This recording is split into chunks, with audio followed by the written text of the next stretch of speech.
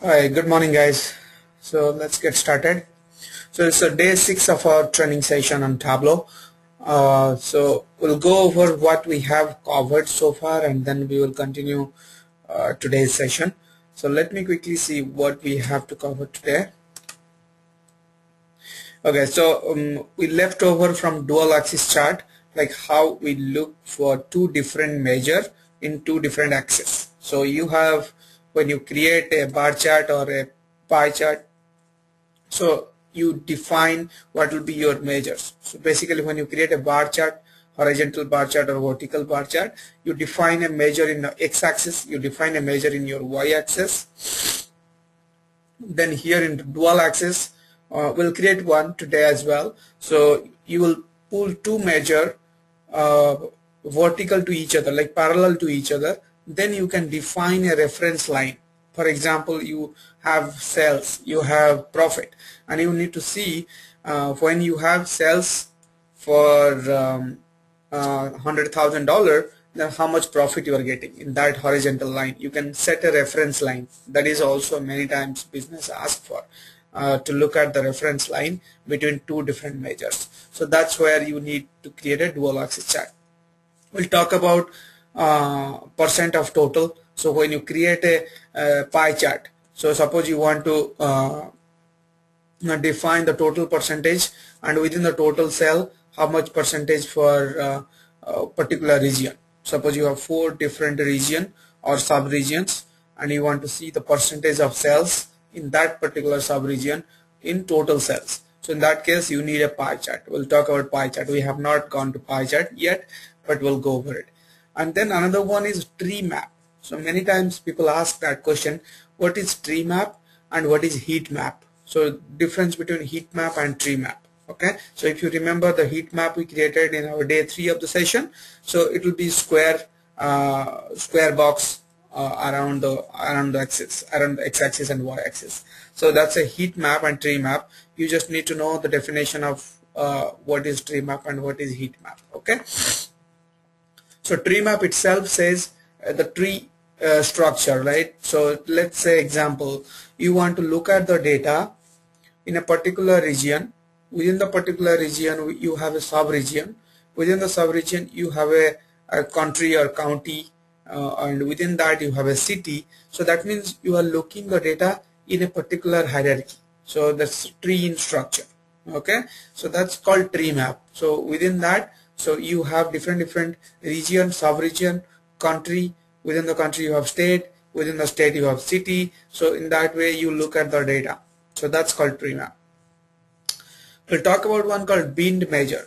Okay, so what is bin map? So what is binned measure? Okay, yesterday, like last session, we didn't go through that. We'll go over it today. We'll create one binned map. Okay, so what is dynamic bin? How you will create a bin and how you to dynamically change that bin. Take an example. So suppose you are working for a school. Okay, so you are preparing a dashboard to present the school result, the school performance, the students performance in that particular school. So what you are going to do is you are going to build a certain dashboard, and you are going to take their marks secured in different subjects, and you are presenting in the visualization. Now there is a ask, says they want to see, the dean of the school wants to see how many people in the age group. Suppose you want to group it. So suppose how many people in the age group of 10 to 20, how many people are in the group of 20 to 30. So in that case, like in that school you have faculties, you have different staffs, you have students. So in total, suppose you have 1,000 people, and you are preparing some dashboard for 1,000 people, and you want to group them by their age groups or by the mark they have scored.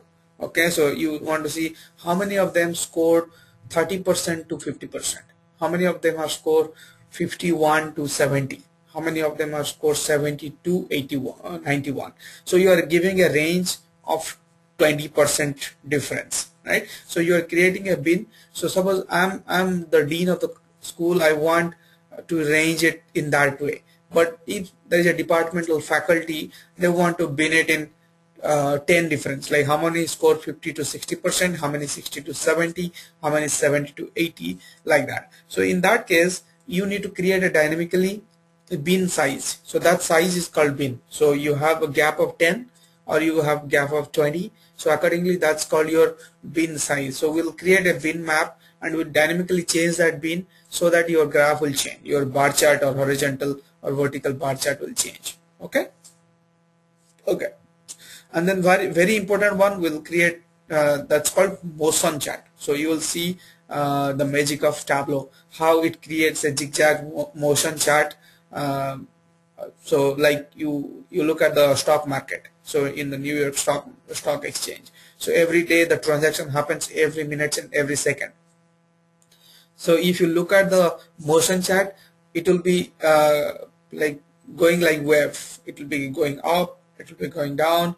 So it's keeping horizontal. When the market is flat, it goes horizontal. So it's all that's called motion chart. You talk about the medical, pharmaceutical or medical clients. So if you look at when they check and the patient's blood pressure or any kind of a body temperature, so in the screen, if you look at that, so it will be going up, down, and staying horizontal, all these things. So that's called motion chart. So you provide the parameters, then automatically the chart will be created. All right. So that will be our today's session. So let me quickly recap what we have gone through from day one till date, and then we'll jump into that Tableau desktop. All right. Okay. Let me quickly recap these things. So from day one, we just gone through the software development lifecycle, which is very important because for every project, whatever project you execute, we talked about software development lifecycle. We got the BRD, you captured all the requirement in your business requirement documents, you got the sign off, and then subsequently you created a technical design document. So and the difference between the functional design and technical design is, in the functional design document you captured any kind of business logic to be implemented, all the functional calculation, like we created several calculated field, profit ratio, we created different parameters. So those are the functional requirement. But when it comes to technical, how your visualization will look like, what will be in the row, what will be in the column, what will be in the page, what will be in the filter, so what will be in the mark card. So you have the mark card, you have different kind of mark card, right? And then within that you have different type of charts, whether it will be a line chart, bar chart, whatever. So you just need to define that in the technical design document. Subsequently you start for development, testing. You are doing the testing, that is called unit testing. The developer does the testing, that's called unit testing. But when it goes to UAT or when it goes to QA instance, so there is a team who dedicatedly work on the QA testing. Then after the QA testing is done, you migrate the code to a UAT environment. So in the UAT environment, again, user is going to test before it goes to the production. Alright, so that's the basic development workflow we talked about in the day one. We created the connection, then we created the visualization, and we talked about the server configuration, how in the server we create the Microsoft Active Directory configuration. That is a question, like people will ask, can I configure Microsoft Active Directory with Tableau, or we just need to create always a native user? So the answer is yes, we can configure the Active Directory, and that will enable the single sign-on for every users in the organization who need access to Tableau. Okay, so in that way they can create the visualization, they can view the visualization, they can access the web version of it to look at the reports and the dashboards. Okay, then in the day two we talked about the data and metadata. So after you establish a connection, so Tableau identify which columns belongs to those table, can be your metadata or dimension, and what column belongs to that table column or data or the fact or the measure. Okay, so data or fact or measure are same. metadata or dimensions are same. Okay, so that's the basic difference we talked about. And then in the Tableau desktop we created the connection. There are 4 sections which are very important: row, column, page and filter. Okay, so in the filter we saw that how to create a filter. Okay, so once you create the filter, in the filter you have the options to select the value from the existing value in the column, or you define your custom value. The third option is to set a parameter. So you can create top 10, top 20 students in this class. So that means you do not know your how many that is a variable, right? So I want top 10 students, other faculty wants top 20 student, and the dean of the schools wants to top 5 students. So that means from user to user your filter parameter varies. So that's why in place of hard coding you have to go with the parameter options. That's also there in the creating filter. Okay, so in the filter there are 2 type of filter. Basically is a regular filter, which is a general filter. You drag it, you apply the filter, or there is a context filter. So that's a question people ask, difference between the regular filter and context filter. Okay, so what's the context filter? Context filter is applied the filter on a particular context which will run in the backend database during the data extract. So it's not during the visualization presentation, it will be at the data extract level. Okay, so in that time it will look at the data from the pool when it extracts from the backend table, and there it will apply the filter so that your performance, your visualization build will be faster than applying the filter in the visualization itself. Okay, so because when you pull all the data, thousands of records, and you apply the filter on the visualization, that is takes more time than a context filter. But depending on your requirement, you have to see where you have to apply the filter. Alright, then in the day 3 we have gone through this, how to create groups, how to create sets, how to create the hierarchies. Okay, those are very important. Set, group, hierarchies are very important topic in Tableau, because you will be creating lots and lots of sets, lots and lots of groups and hierarchies for different visualization and dashboarding requirements. So that's a very important topic. We also talked about to create heat map, how to create heat map, and lots of table calculation also we spoke about. So when we create Tableau report, so we have rows, columns, and we have text. Then we very frequently create row total, column total, and subtotal. So, and then if you want to create calculated field, you can create the calculated field. But the row total, sum, and the column total and the subtotal all are out of box. You are not grouping, you are not writing anything. Tableau will take care of it to build it for you. Okay, and then we spoke about the date. That is also another important thing. So when we talk about date, so you have quarter to date, year to date, month to date, different kind of dashboarding requirements. So when you look at those kind of reports, you need to know each and every functionality available for date data type.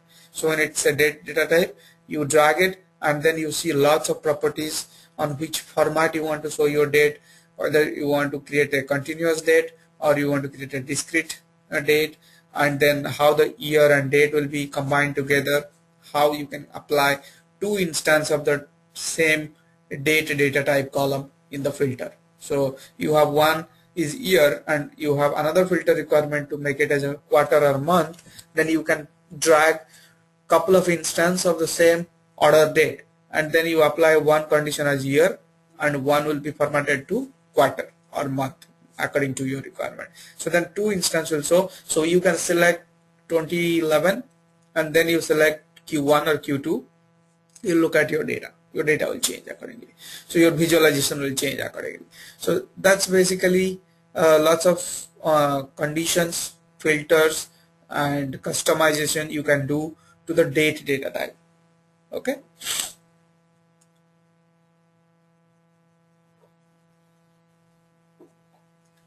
Then we spoke about the geographical mapping, that is called geocoding. So that's also a very frequently asked requirement. There are two important measure for a geographical mapping, that's called longitude and latitude.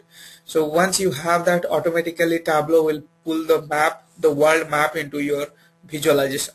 And after you pull it, then you identify your countries, or whatever you want to create, what type of map you want to, geomapping you want to create, you can create it. Sometimes if your data is wrong, so it could not able to trace it out in the world map, it will say one unknown or two unknown or three unknown. Then you can click on that unknown country names and then go ahead and correct it by selecting the correct country for that particular value you have in your column. So basically it match with the value in your table, in the database table, versus what is defined in the world map. So if that does not match, then Tableau will not able to identify those countries in the world map. It will say unknown country. So you have to click on that unknown and you have to change it. That we also spoke about. Okay, then day 4 we have created several calculated fields. We spoke about the KPIs, the key performance indicator. So you have different symbols, different icons for KPIs, and you can use those KPIs to define, to visualize your measures. So specific requirement to look at the product sales, which is doing better, good and best. So you are grouping it. You can write a calculated field, you can create calculated field, you can define that logical statement, the if loop. So if your sales greater than 500k, then you say it is a excellent sale, or if it is below 500, greater than 200, then you say good. But if it is less than 200k, then you say needs improvement. So in that case you can define your KPIs. Okay, and then we have highlighted the tables. So when you created the tabular report, we also saw how to highlight certain values in the tables, and you can do different formatting as well. We'll spend some time tomorrow to do lots of formatting in the tabular report, or in the views, or in the charts, but that's something we highlighted in the table as well. So day 5 of our session was to look at the aggregation. So we created the total aggregation, and that's also out of box. Through the menu options, through the analysis menu, we created the aggregation. Okay, we created the running total. That is also another important ask from many business users in the real-time scenario. Running total, either it will be a table running total horizontal or table running total down, across or down. So across means it is horizontal running total, down means it will be vertical running total. So you have Q1, you have Q2, you have Q3, you have Q4. You have 4 quarter in 2010. So you want to see Q2 is equals to Q1 plus Q2. Q3 equals to Q1 plus Q2 plus Q3. So say example, take example when we use running total. For example, yeah, so the running total is different from your headcount report. So suppose you are doing a headcount report, and suppose you are doing a sales running total. What is the difference between this? So when you say sales, so in the quarter 1 you have sales. That means already that income came to you, already come through. Your item has been sold and you got that revenue. So that means your Q1 revenue is 100k. Again from Q1 to Q2 you sold the product, you got the revenue. So whatever revenue is inflow, the incoming is your net income, right? So net income become Q1 plus Q2. Suppose in the month of March, which is the end of quarter 1, you saw your total sale was 100k. Now you again continue selling the products in April, May and June. So in the end of June you have 200k of sales. So this 100k in Q1, these 200k in Q2 are totally different income, okay, by different sales representative. So that means 100 plus 200, so total becomes your 300 sell as an enterprise wise. But how that running total is different from a headcount report. Talk about a headcount report. So there you cannot create a running total. There what it happens, that happens the time balance, which is your quarter to date, QTD. So difference between QTD and difference between the running total. Q1 plus Q2 is becomes your running total for Q2. But when you say QTD of headcount, quarter to date of headcount, so take an example. So by end of quarter one, so in the month of March, your company has the total headcount of 5,000. Okay. Then in April, May, and June, you recruit some new folks. So let's say in April, let me write it down. It will be easy. Okay. So you have Q1, quarter one. So quarter one, Jan, Feb, and March. Okay. So let's say in the end of March, you have total headcount is 5,000. Okay. Now you are going to Q2. So in Q2, March, 10 new hire, new joinee. Then in April, you again got 20 new hire. Then in May, sorry, this, let's make it as April. This will be May, and this is June. You got 10 new hire. Okay. So if somebody asks total headcount in Q2, end of Q2. Okay. So if I ask what is the total headcount at the end of Q2, who can tell me what is the total headcount at end of Q2?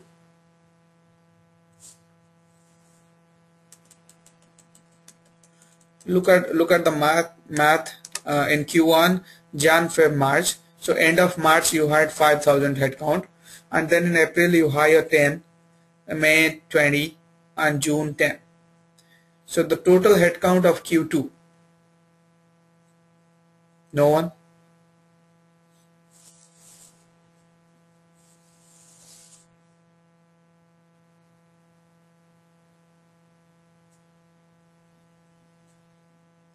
Okay, so the total headcount in Q2, I don't know whether you guys are sleeping or attending the class. Okay, so it's 5,000 plus 10 plus 20 plus 10. So is equals to 5040. Okay, so that's the total headcount by Q2. So here you cannot say, so in end of March it was 5,000. So now in April you hire 10. So does not mean that your April become, yeah, for April it becomes 5010. For May, say it becomes 5030. Here it becomes 5040.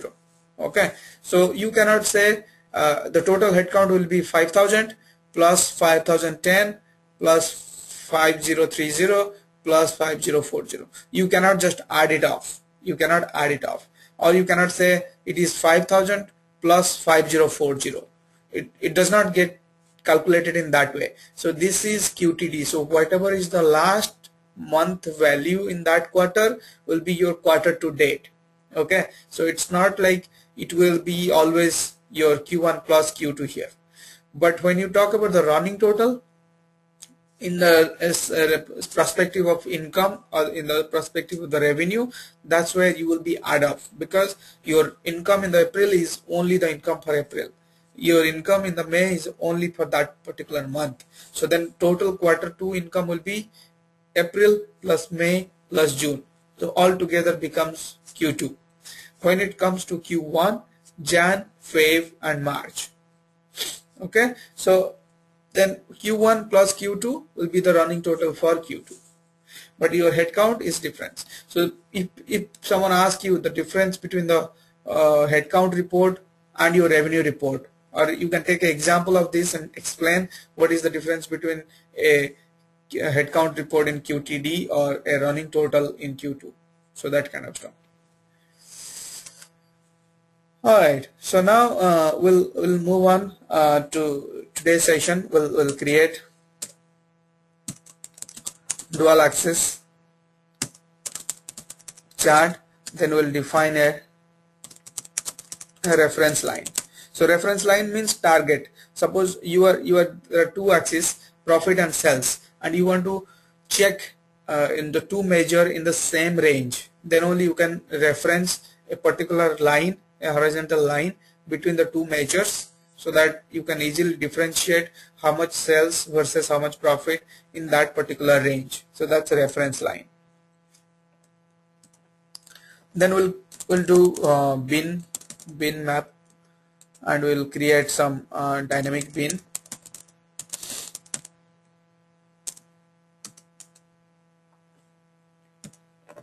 Okay, we'll create tree map,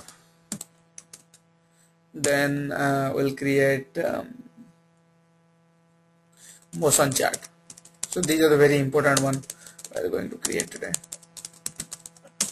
Alright, so let's go back to the Tableau desktop.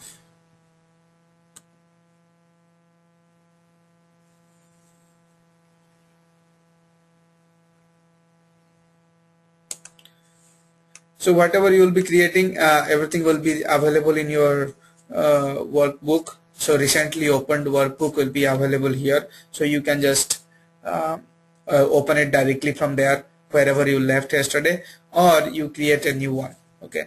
So let's say I will connect to this my superstore. So I have all the saved data source. So I'll connect to my superstore.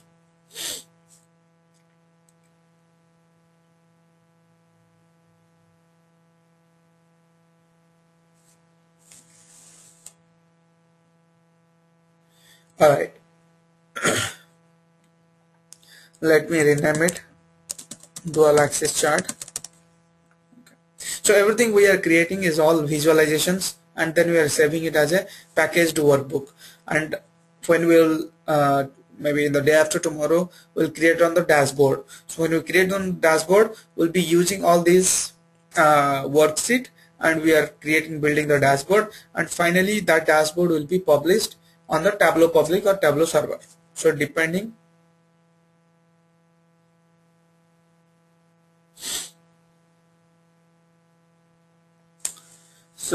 depending on the okay, so depending on the requirement, we'll be building the dashboard. Okay, so now let's say in this dual axis chart, so let me drag the cells to the row.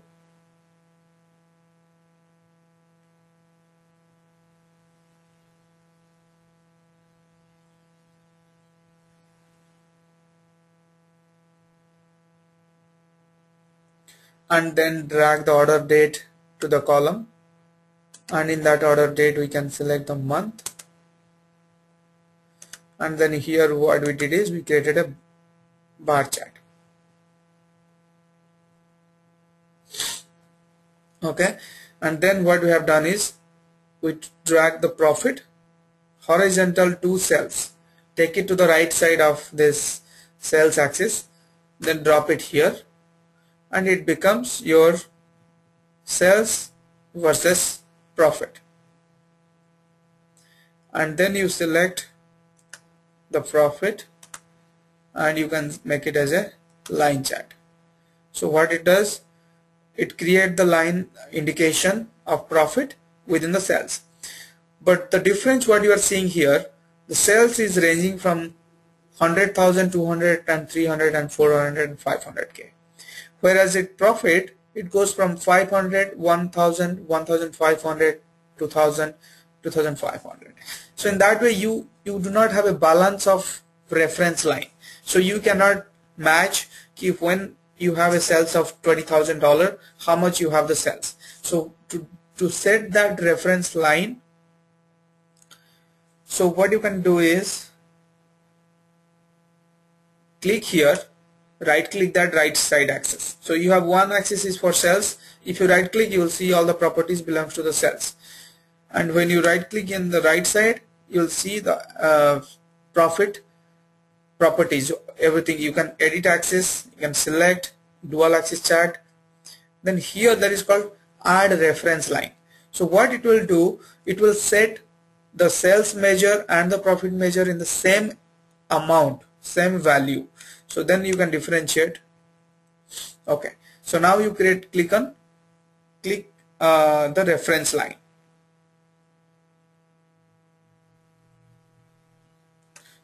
Okay, before we go there, reference line, let's click here. So one is called synchronize the axis. So let's synchronize the axis. So you see that it arrange both the axes in the same value. So earlier it was, if you right click, earlier it was pulling the value, the range it is exist in the table for profit and sales. But when you click on sync both sales and profit, so in that synchronization, so what it says, it brings into the same level. So easily you can differentiate in the range of $100,000 sales, then how much you have the profit. So it is in the same level, so you can easily differentiate it. Alright, so that's about the synchronization. Now come back to the reference line. Before we come there, so let's create another chart which will be your percentage. How we convert this bar chart, to a pie chart, and in that pie chart how we will see the percentage. Then all together will come to the reference line. Okay, so let's go here.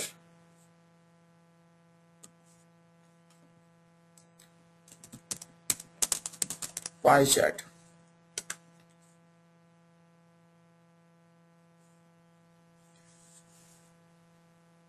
Alright, so here when you go to pie chart, so first you go to this drop down list, you will see different chart. So you select on pie chart. So when you select this pie chart, you see that there is one more new mark card came into picture, that is called angle. Because when you create a pie chart, it will be like circular 360-degree presentation, right? So within that 360-degree, you have different angle on different parameters. Like if you have a region, so which region takes how much angle, 30-degree, then 60-degree, then altogether total will be 360-degree, the circular report, right? So that's a new measure is called angle. So we'll talk about that. So let's go here. Let's drag customer segment to the color, and then you go to sales, drag it to the angle. So where you want to present it, so now you see 1, 2, 3 and 4. So by customer segment, you drop your sales in the angle and your customer segment on the color. So automatically it creates the pie chart with angle and color. Then take the cells, and I want to show the label, drop it on the label.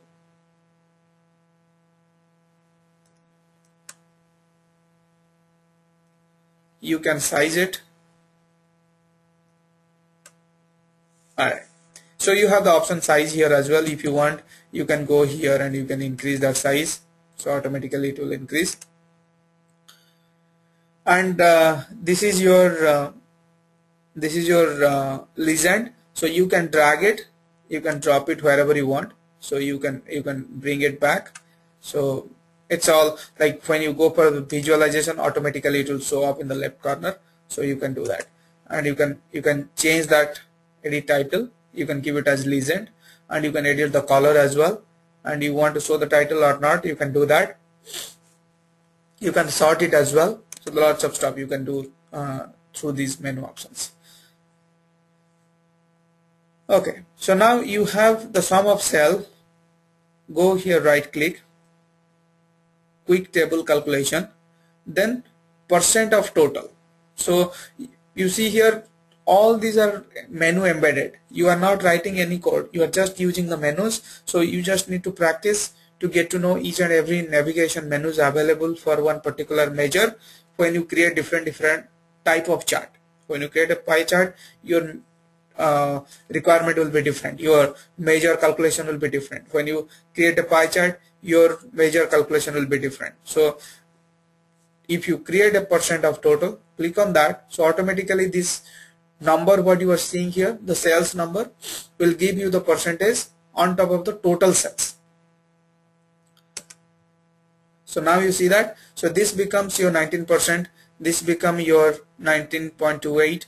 so if you keep your cursor, you can see that customer segment, percentage of total sales along the table across, and then what is the sales. So if you click on this tooltip, you can change it. So double click there, you can change that. This is called segment name, then this is percentage total, and this is the sales. So whatever you want, you can even color code, you can highlight it, just like your Microsoft Word. So whatever you do in Microsoft Word, you can do the same thing, same exercise here in the tool editor. So tooltip editor, you can edit everything, whatever properties you want.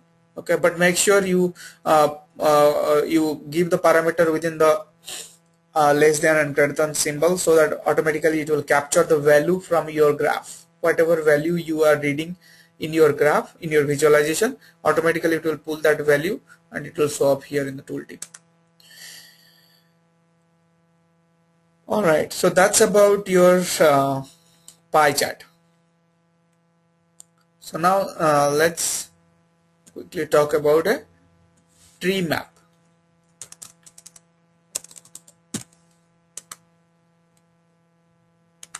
And you can give different color to different chart as well. Oops.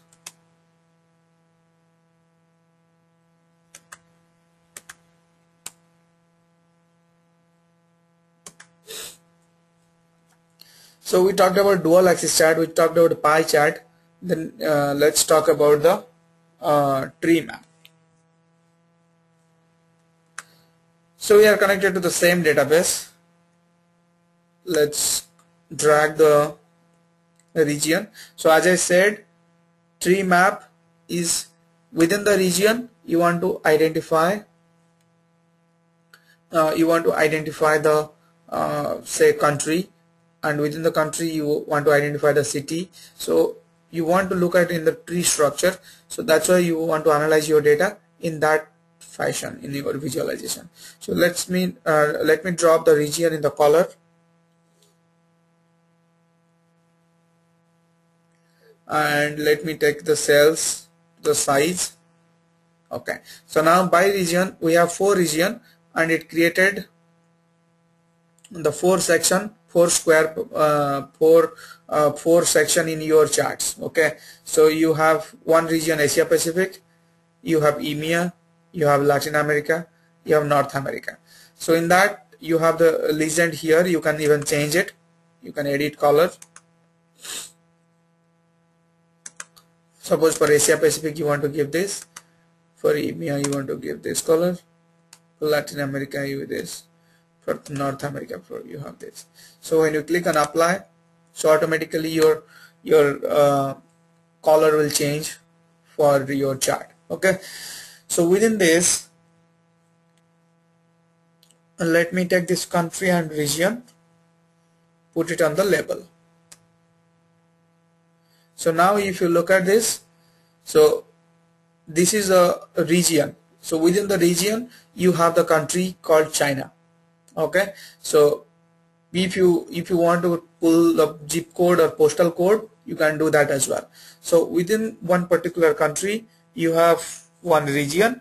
Within the region you have, suppose so within the region you have country, within the country suppose you have state. So let's take the state and drop it on the label. Okay, so now you see that, so it divided into 4 sections. Let me make it in color.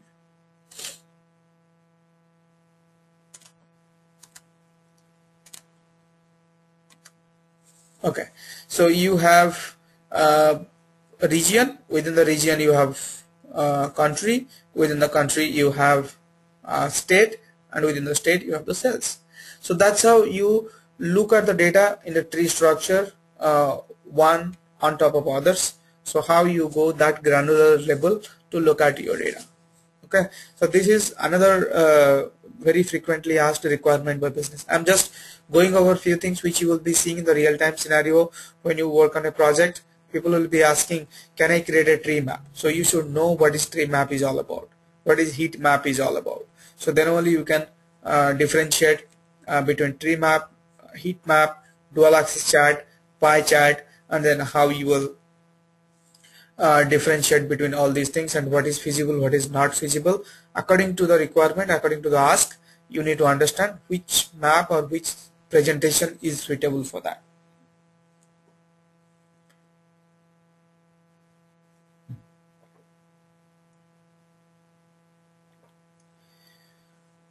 All right.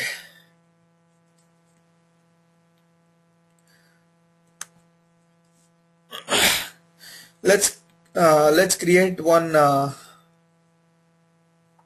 called bin. So dynamic bin. So we will create bin map. So basically we call it bin size. So bin size, dynamic bin size.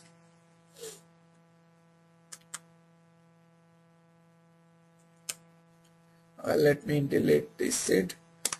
What we can do is we can import one worksheet. So here you have the options: import, export.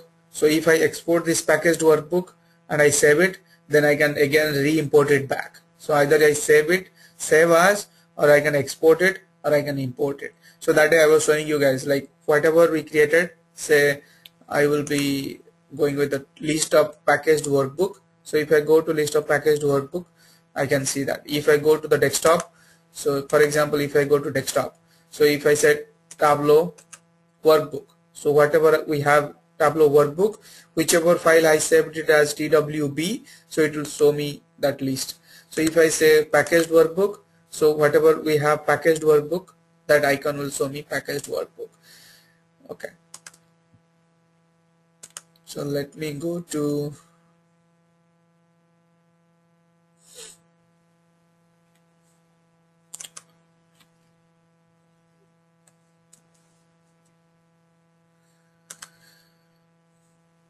okay, let me open this packaged workbook.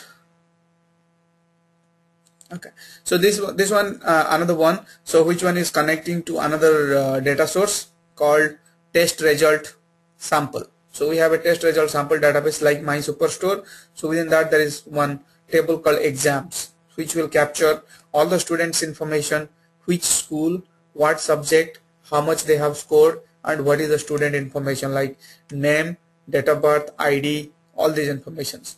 Okay, so let's say I will say bin size, bin map. Okay, so here what we are doing here, just same way we created my superstore. Here we connected and we have the score, how much the score and how much is the score count. Okay, so you can go and you can drag your measure to row and then you go to measure and then say score count. So when you change it, by default it will come as sum. If you want to change it to count, we change it to count. Okay, all right, so now let's say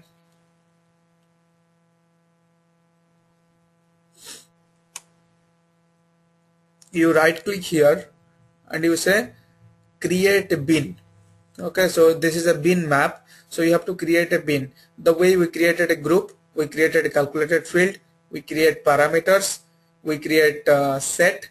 The same way you have you have an option to create a bin. So you right click there, you click on create bin.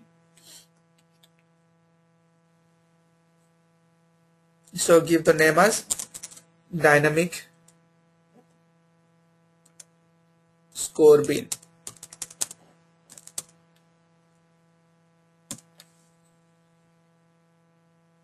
Okay, so here I want to set the bin size. So this bin size, I don't want to hard code it for 10 or 20. I will say create a parameter.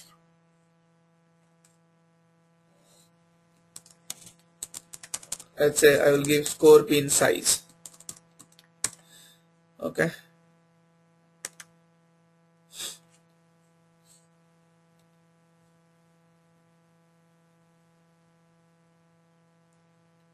So it will be automatic. Current value, let me say 1. Okay.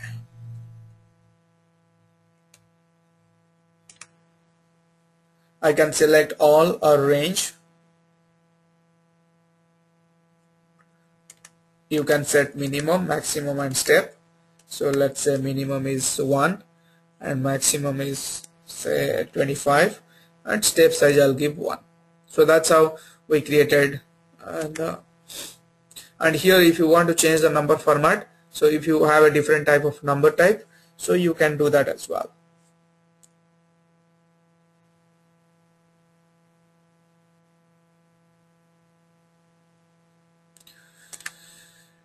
Click OK. So now you selected that parameter here for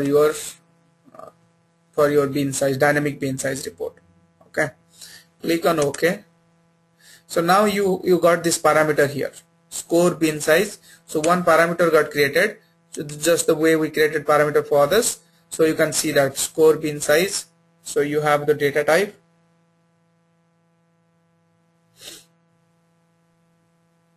Okay. So now let me go here. The score bin size is here.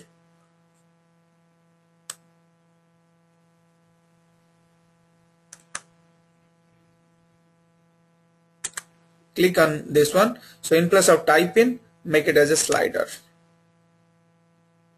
so that you can let me see if we can bring it here. Yeah, so that we can easily differentiate. Okay, so now you have score bin size.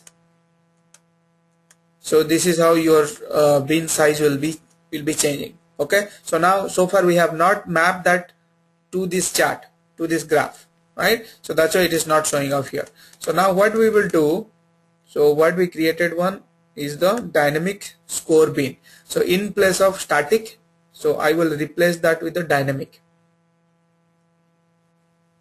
Bring it here and drop it. So now you see that the range.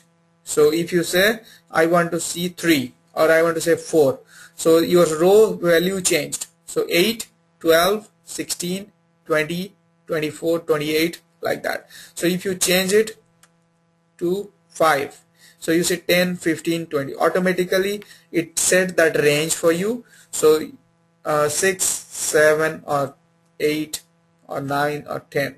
So if I want to range it from 10 to 20, 20 to 30, 30 to 40, so that bin size dynamically I change by looking at my requirement. I don't need to depends, or I not need to again edit the report or visualization to hard code that change. So you can dynamically create this bin size map. So that's a very important one. Okay, so now let's go over. So remember this is bin map is mostly if you join any kind of educational domain project. So they look for this bin size, they look for the dashboards in the different age groups, they look at the dashboard for different percentage range, how many score above 90, how many 70 to 90, how many 50 to 70, that kind of requirement. That's where you will say yes, we can create a dynamic bin map. So dynamic bin map is something which can take care of that kind of reporting.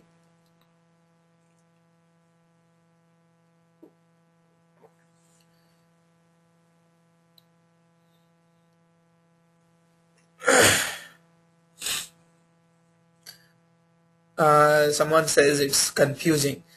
So it's simple if you think it in the business requirement perspective, but it's confusing. Why? Because you have not seen the real requirement. When you get into a project, when business will ask for different kind of requirement, then you will say what kind of report is suitable for their particular requirement. Okay, so it's easy when to create a pie chart or a bar chart or a line chart or a dual axis chart. So those are very easy to define. But when there is an advanced requirement, when says we want to range certain performance of the students in a school, so that means you are looking for the report where you can say like how many of the students in the range of 10 to 20, or how many of the students in the range of 20 to 30 has been scored 70% of mark. So you have two measures. So one is your group of student. In that age group, you want to see how much percentage they are scoring.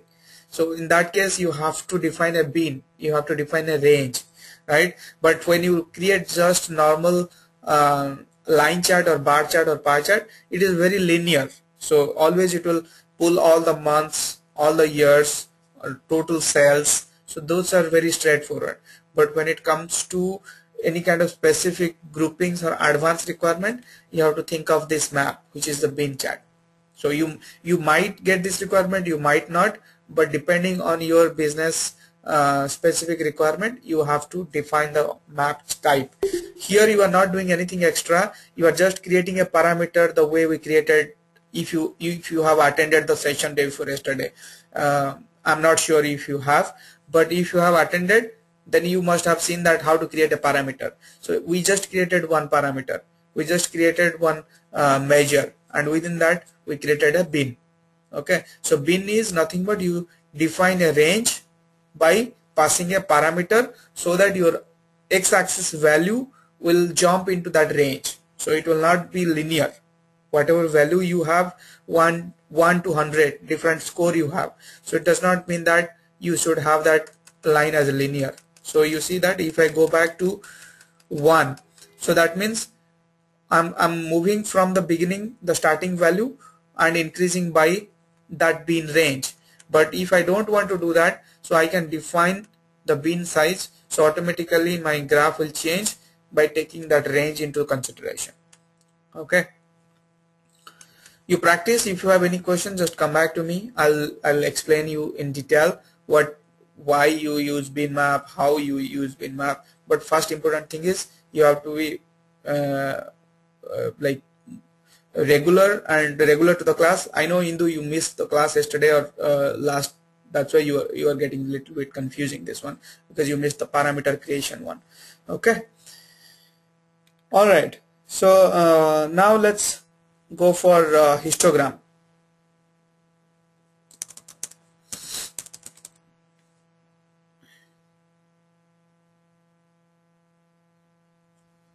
Yep. So you practice, definitely you'll find it easy. So you create n number of questions. Come back again like tomorrow, or send me an email with all your questions. I'll be happy to answer. So the very important thing is to practice and to know, basically to know the menu options. Okay, so another one thing in this same database that's called histogram with the bin map. So there are two specific requirement in the bin map you generally come across when you go for a real-time project. So one is dynamic bin size, how to create a dynamic bin size, and then the second one is how to create a histogram.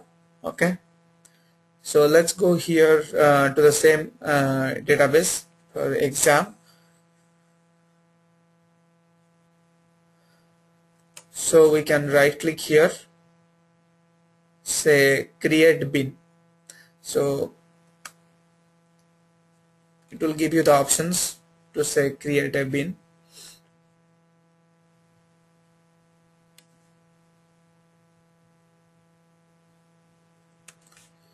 So let me give as 2 as the size.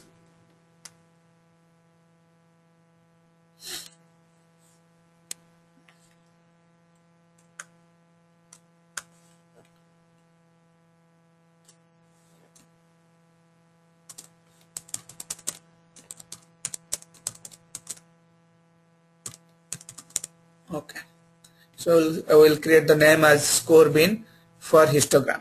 So bin size I'll give 2 and click OK. So you got one bin got created here. So bin is nothing but the range. So remember it, you are just instructing Tableau to create a range of value, so that when you drag it or when you use that for your reporting, so it will create that range in your x-axis or y-axis as per your selection. So in place of a continuous report, you are setting a bin size, and within that bin size it is showing you the reports. Okay, let's drag the score to the row. So we have that score here, and now let's say this one, the one we created, score bin histogram, to the column. Okay, so that's your score bin.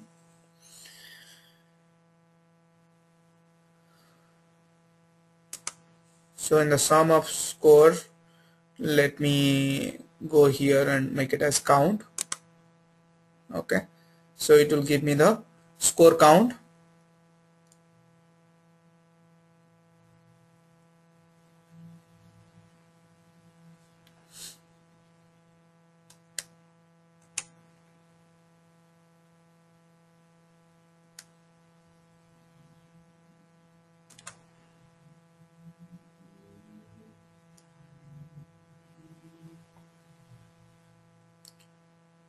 Okay, and then right click here, click on edit. So when you click on edit, so automatically it will edit that bin, it will allow you to edit that bin. So now if you change that to, so for example you make it 5, click OK. So now you can see that, so every time you change that, you have to hard code it. Automatically you change it here in the dimension section, so your graph changed. So in place of hard coding it, so what we did in the previous one, we just replaced that with a dynamic bin size. So here in place of, say in place of a slider, I will say type in. So if I am typing in, so I can say 5 and click OK. So automatically this graph changed, right? So in either you change it or you allow the user to dynamically change it by giving a slider, and you pass that through a parameter. That's the only difference we created. This is your histogram was the regular map we created, and your dynamic bin map was something which we created dynamically. Okay, so that's more important is the practice. Practice these two, how to create this dynamic bin size, how that control your histogram, how that dynamically change your report. Okay, so either you give that bin size and change it, or you every time you have to come back here and right click the bin and you click on edit and you set the size of the bin. So according to your size of the bin, so in place of entering the value, if you want to use the parameter, then you can use that parameter, so that you can give the flexibility to the end user to control the bin size.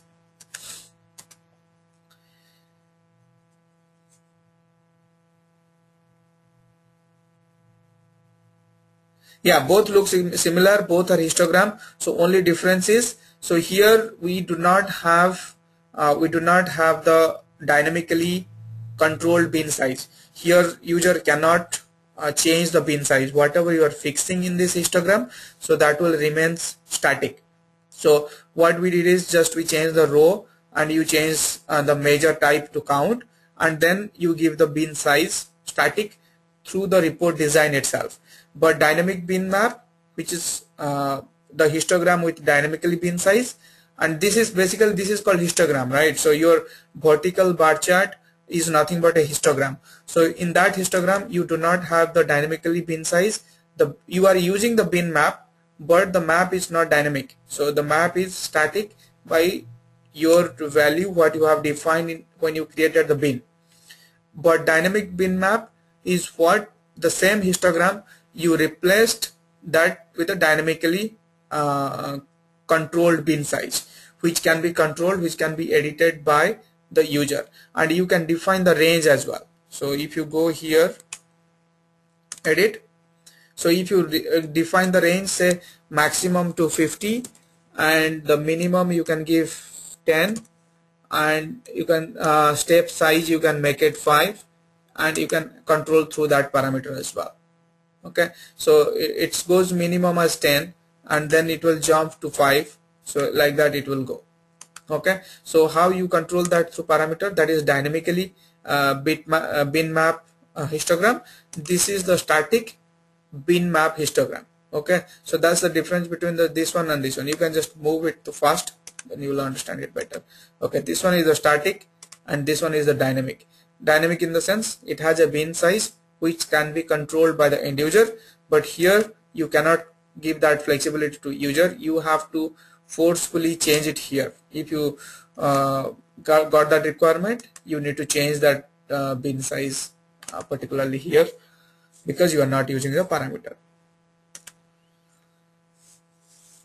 Okay, so that's there are two bin types, so that's not much on that one, but mostly you will be creating pie charts, dual axis chart, tray map, heat map, and these two specifically I'm touching because of the advanced reporting requirement. Sometimes some customers ask, I need a bin map or I need a histogram with dynamically bin size, so that's where you have to do these two types. Okay.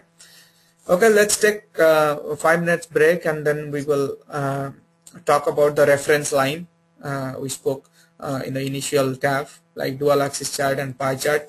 And so how you set a reference line, and then we will create a motion chart. So how your dynamically your line chart change by looking at the different parameters or different value in your rows and columns.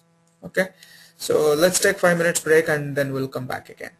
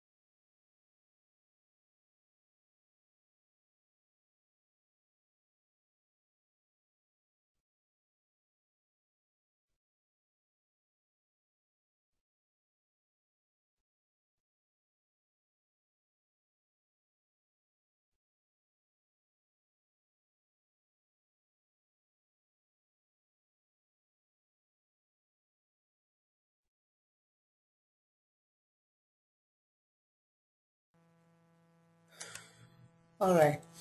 So that's a difference. Like we created. I just renamed that worksheet to make it more understanding.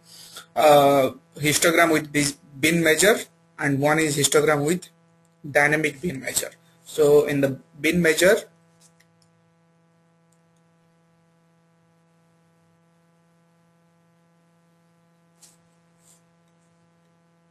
what's your question? I could not get that. Let me quick have a look at your question. How did we get? How did we get that? Yeah, I'm Yeah, the I'm dynamic just score.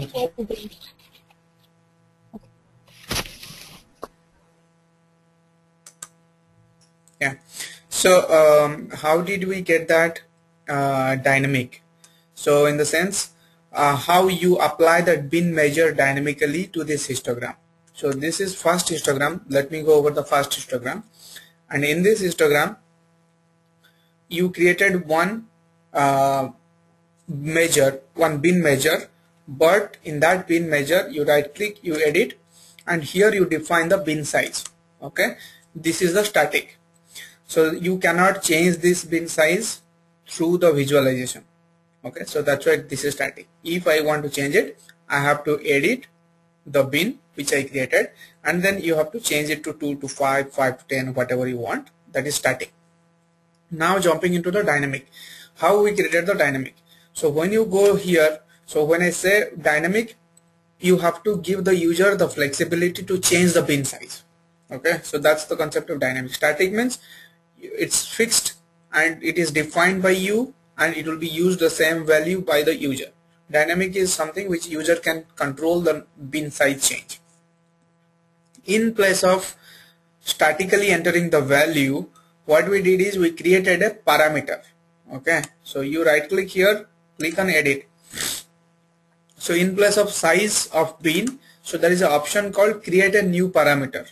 Okay, so already we have one parameter created. So if I change this, in place of 5, if I select score bin size, so this is nothing but a parameter which can be controlled through the end user. So in place of giving the starting bin size here, you pick that parameter, so apply it. Okay, so what will happen is automatically it will give you the flexibility to show that score bin size here, and then you use that parameter for your filtration of the histogram. Okay, so that's the difference between static and dynamic. You created a parameter, you apply the parameter to the bin size. Sorry to interrupt you. I just created both of them like bins and histograms. I got the major difference understanding like for the static and dynamic. One thing is we assigning a parameter. For the other thing, we are not assigning the parameter. We are just assigning the size. Correct. But the thing is like when you gave that column name like the dynamic score bins, is it that the main conversion you just created the dynamic values and you created the measure dimension? Correct. So it's not like I just give the name, but for our understanding during the training, right? So when you right click here, there is something called create bin. So you click on create bin, so you can give the any name here. So in place of to differentiate the name, I just said dynamic score bin, so that you will understand this bin is linked with a dynamic parameter, not with a static value. Yeah, I got it. Thank you. No problem. Thank you. All right. So let's move on to the constant reference line. Okay, so we'll see how to create a reference line. That is a very frequently asked requirement from business. So we'll talk about the connect to my superstore, and we'll give a reference line. Okay. So let me take maybe sales to the row.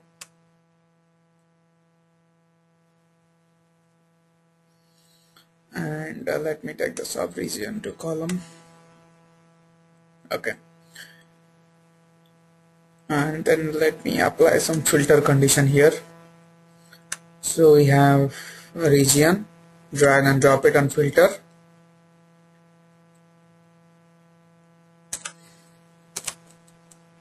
Let me take the sub-region as well. So we'll east, west, south and central. Let me apply that. And then we have order date. So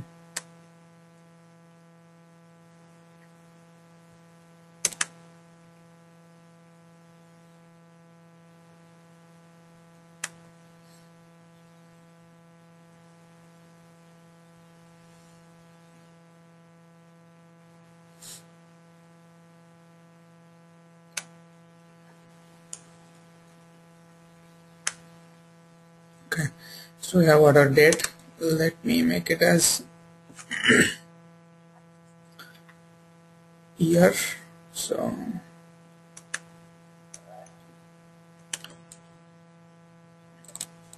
that's right. Let me take the sub-region to column. Okay, we can apply the order date here, so to year, and let me select 2011 for example. Okay, so you have region, sub-region and order date. Okay, so in this, now we want to set the reference line. So if you look at this sales axis, right click here.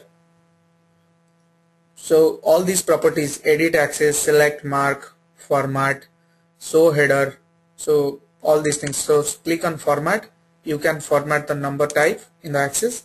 You can also format the pen, where you can define what is the alignment, what is the special value, if there is a null value, what you want to show, and what indicator you want to give.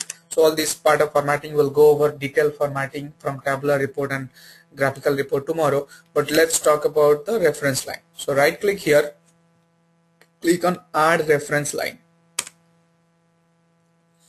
So here it will open this window for add reference line. So you say for entire table, and now let's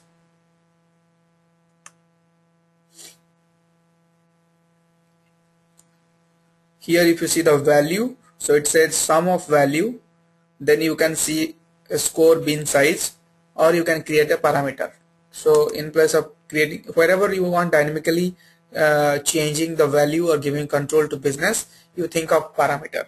But if not, then you can say constant value. So let me give some value here.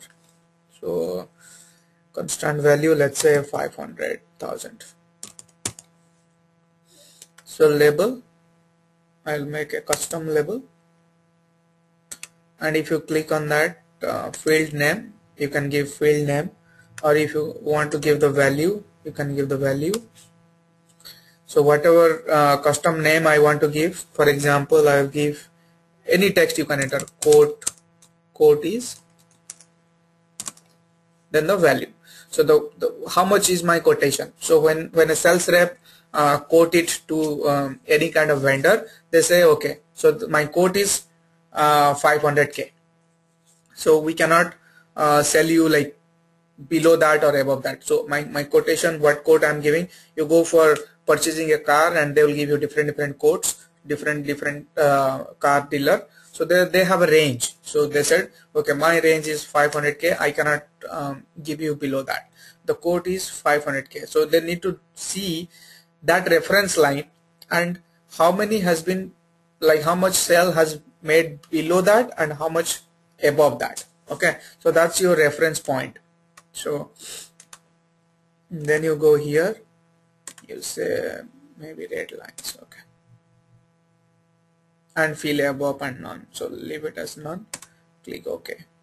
So now you see that you give that reference line here, so easily they can visualize the quote is 500k, or you say for a sales you give some target, so that you can say the target sales is 300k.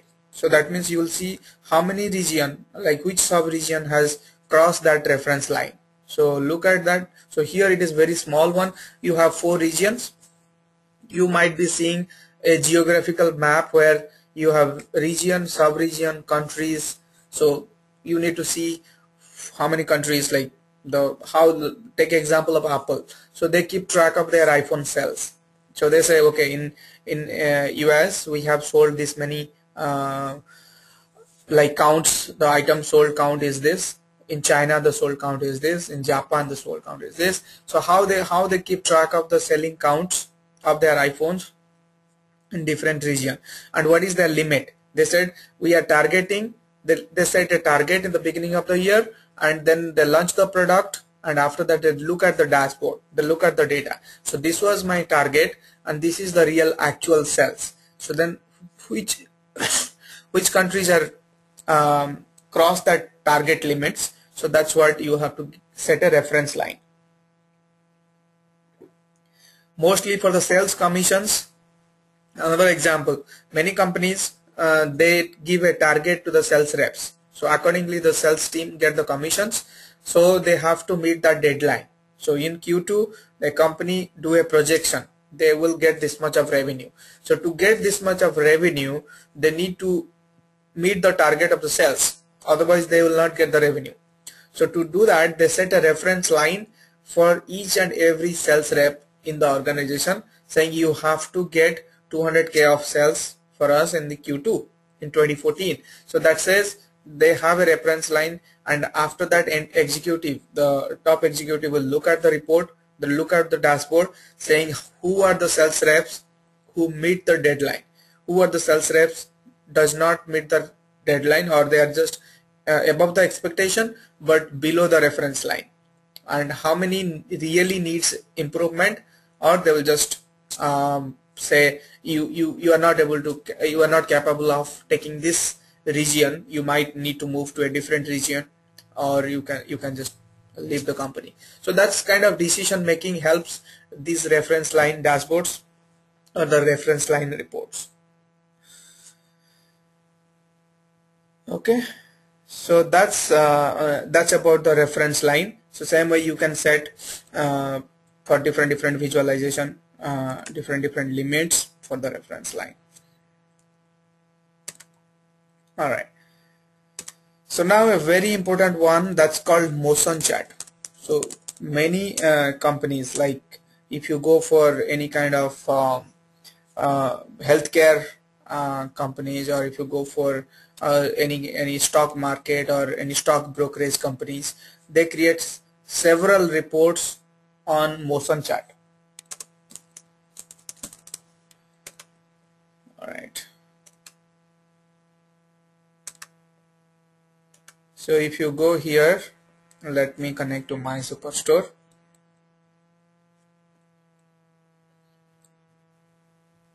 I will take a region here.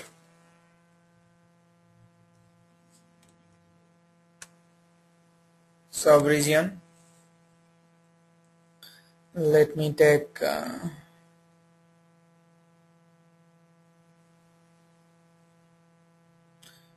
let me move that out. So what we'll do is,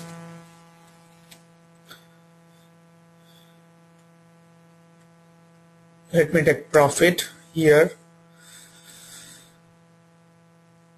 and we will take the order date.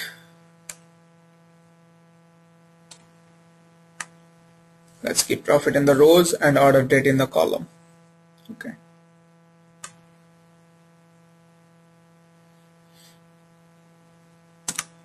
I select month. So by month, I'm looking at the profit, and it creates the line chart for me. Okay.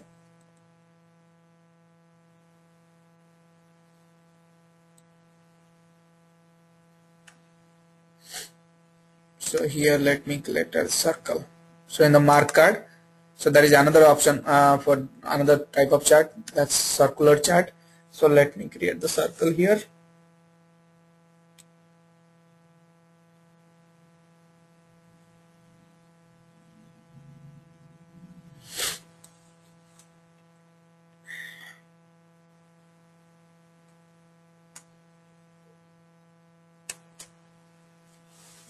Okay, so now let's say I'll go here.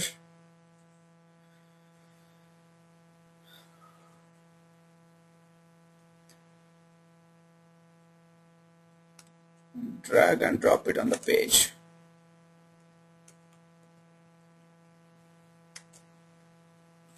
Okay, so we created one instance of that same order date, and we just press your control key and drop it on the page section. That will be another instance of page, or you drag one order date to the page and again you change it to the month type. So it's either way fine.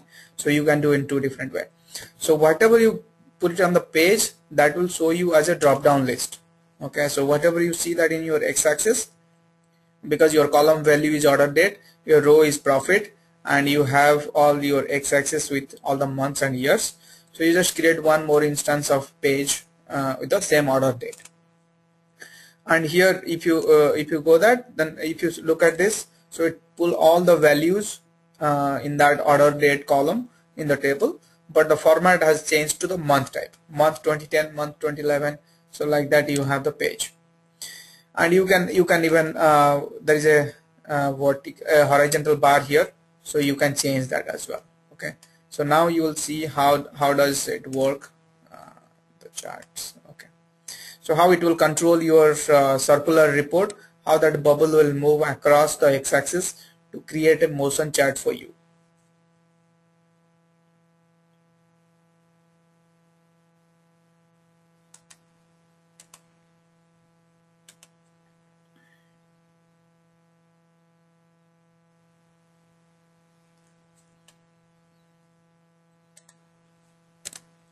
So here that is called show history. Okay, so in the show history, mark it's like all. So I want to show the all history, and length is all, and so same in both. Okay, so these are the properties. You can give different color as well, so I don't care about the color. So this is very important, the show history. You have to click on that, so that what happens is when your chart will move from one value to other value, but your history will remain same. So like you are moving from all the way from January 2010 till November 2013. So when your chart will keep creating the graphs for you, so it will also keep the historical information in the chart, so that it will looks like your motion chart. So now you see that here. Okay, so now you look at this, it will automatically move, it will keep your history. Okay, so that's how your chart will get created when your stock market, if you look at the New York stock market, so it will continue from day. So you look at the last 52 weeks, you look for last 1 week, or you look for the particular day, so when market is going up and when the market is going down, or you look at the body's temperature in a healthcare industry, or a doctor is looking at the reports. So that's nothing but your motion chart. So in that way it will maintain the historical information, including it will also continue to the moving forward transactions. Okay, so see, this is how your motion chart get created. It's easy, but something you just need to know according to your requirement, when this motion chart is fit and when it is not. So it's not like just you will create a motion chart which does not relevant for them. So you just need to make sure your business is looking for this kind of chart. Okay, so when you want to stop, whichever place you want to stop, it will be just creating that report, and you can just click on stop, automatically it will stop. So if you pause it here, it will pause, and you click on run, so it will keep continuing that, and it will create the chart. So you have the options. You can even select forcefully here, and you can jump, so it will go fast. So you can just skip it, and like that you can do, or left arrow, or you use, if you click on this one, so automatically it will take you back, it will take you backward. Okay, so you look at the report. So this is something called the motion chart.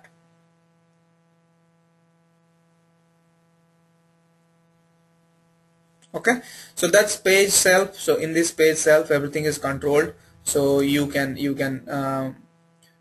loop the playback. So automatically it will start from the beginning, go till end, and then it will come back here again. It's a loop back.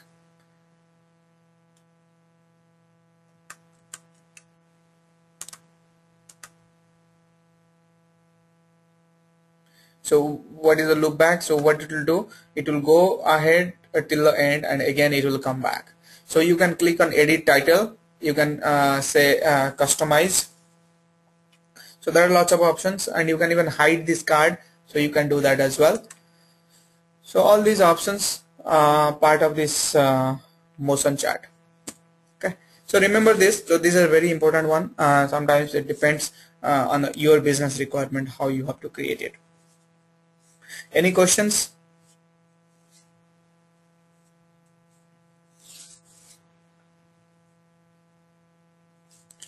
No questions? Good. So go over this and practice. So as much as you practice, you will get to know what exactly these menu options, how you have to, because you have to get familiar with all these menu options. That is very important. So it's not like just you will memorize all these things. These are all comes through practice. And second thing is, you need to understand the business requirement very well, so that you can define which graphs, which charts, which report type is more relevant for this kind of reports. Okay, so as I have loop back, always it is going to end, again it is starting. So if you uncheck it, so it will not start anywhere, it will just stop it here. So let's stop it. So yeah, and you can even select November forcefully, automatically it will take you to the November. That's how we look at the data. Let's say last 52 weeks high, 52 weeks low, 1 week high, 1 week low. So accordingly we look at those reports. Okay, so tomorrow we will focus on more on the creating, editing, formatting of tabular report, graphical report. So before we go for the dashboard designing day after tomorrow. So that is very important. So when you don't miss the class, I'll say, because if you miss something, you will not connect the sequence of the class, like how we are covering each and every features which are highly usable by business in a real-time scenario. And then when we jump into dashboard, that will be really easy to create a dashboard, because whatever effort you are giving the effort for creating the worksheet.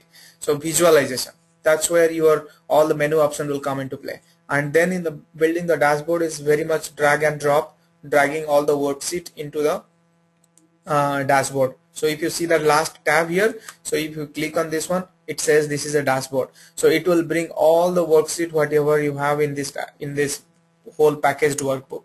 See, dual axis chart, pie chart, tree map. So you just need to drag and drop. So if you have a motion chart, so you can say dual axis chart will be here, and then once your dual axis chart is there, you can drop a pie chart here.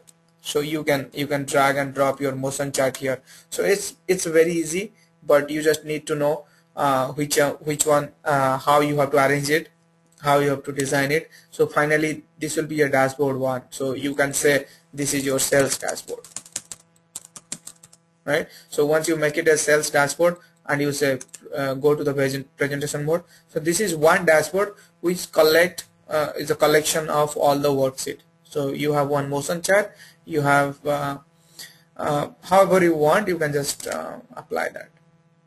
See, so your overall chart. So here you have the dual axis chart with the synchronization of profit and sales. Here you have a pie chart which says the percentage, and here in the top in the right side you have a motion chart, how that sales or profit is going up and down across the year. So you see, so all you can rearrange it, everything in one dashboard.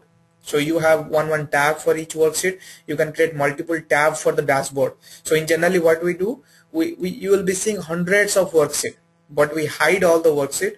You will be only seeing the dashboard as one tab. So one is sales dashboard, one is HR dashboard, one is executive dashboard, one is headcount reports or headcount dashboard, one will be revenue or profit and loss dashboard. So that will be dashboard. Each dashboard might be having 5 or 7 worksheet, but we make all the worksheet visibility false or hidden. Only you will be made visible for dashboard, and you can show that in the report. Alright, so then finally we will publish this dashboard. So that's the day after tomorrow's session, but tomorrow we will focus more on how to do lots of formatting in your visualization. So that's a very important role for the design standpoint. You need to know what are the formattings you can do in the Tableau itself. Right. So once we do that, then we will publish. We have a free account in Tableau Public. We'll publish it there. Then we'll connect to the Tableau and we'll see that. And then another one will be the last day of our session. We will go over is the tab commands. So Tableau also have their command line scriptings, which can help you to automate certain process. So to upload the worksheet, to extract the data out of the workbook, or to publish the worksheet or publish the workbook in the Tableau server. You take the backup of the applications. There are lots of stuff you can do through tab command, TAB-CMD. We will go over that in detail in the last day of our session, but that's something which is a command line utility. It's not Unix, it's DOS based, Windows based. So those are all DOS commands, which are really easy to learn. We'll go over that as well. But tomorrow we'll focus on the editing, formatting, all these things for tabular and graphical reports. And day after tomorrow we'll create the dashboard to design all the, drag and drop all the worksheet into the dashboard and publish it into the Tableau Public or Tableau server. Alright, so that's for today, and then I will send the link for tomorrow. We will continue on the session again tomorrow. Practice, come back with your question or shoot me an email with a list of questions. I'll be happy to answer all those things. Alright.